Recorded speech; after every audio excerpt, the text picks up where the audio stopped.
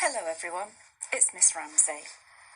I'm going to read you chapter 1, Chilblains and Semolina Pudding. Butterflies only live short lives. They flower and flutter for just a few glorious weeks, and then they die. To see them, you have to be in the right place at the right time. And that's how it was when I saw the butterfly lion. I happened to be in just the right place at just the right time. I didn't dream him. I didn't dream any of it.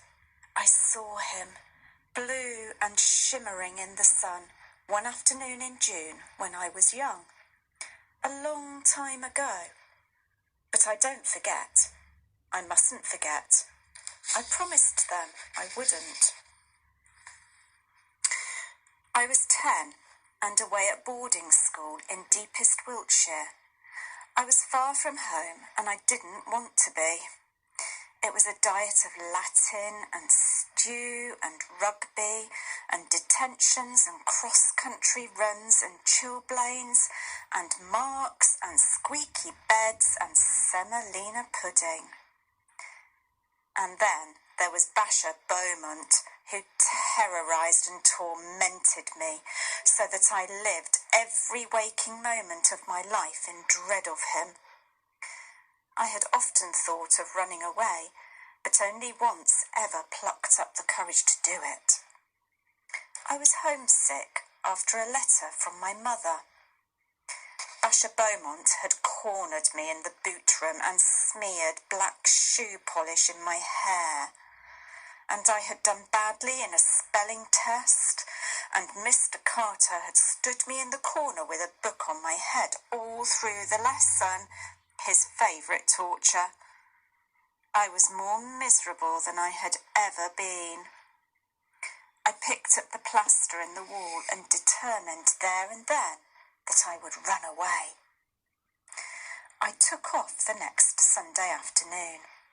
With any luck, I wouldn't be missed till supper, and by that time I'd be home and free.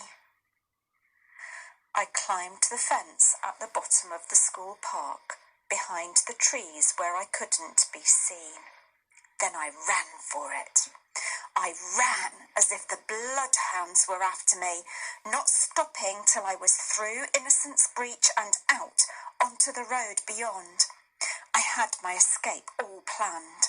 I would walk to the station, it was only 5 miles or so, and catch the train to London. Then I'd take the underground home. I'd just walk in and tell them that I was never, ever going back.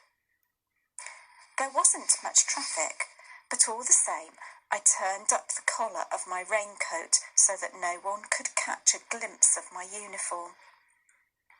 It was beginning to rain now, those heavy, hard drops that mean there's more of the same on the way. I crossed the road and ran along the wide grass verge under the shelter of the trees. Beyond the grass verge was a high brick wall, much of it covered in ivy.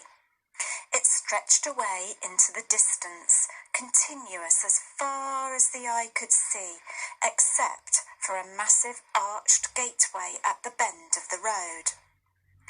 A great stone lion bestrode the gateway. As I came closer, I could see he was roaring in the rain, his lip curled, his teeth bared. I stopped and stared up at him for a moment. That was when I heard a car slowing down behind me. I did not think twice. I pushed open the gate, darted through, and flattened myself behind the stone pillar. I watched the car until it disappeared around the bend.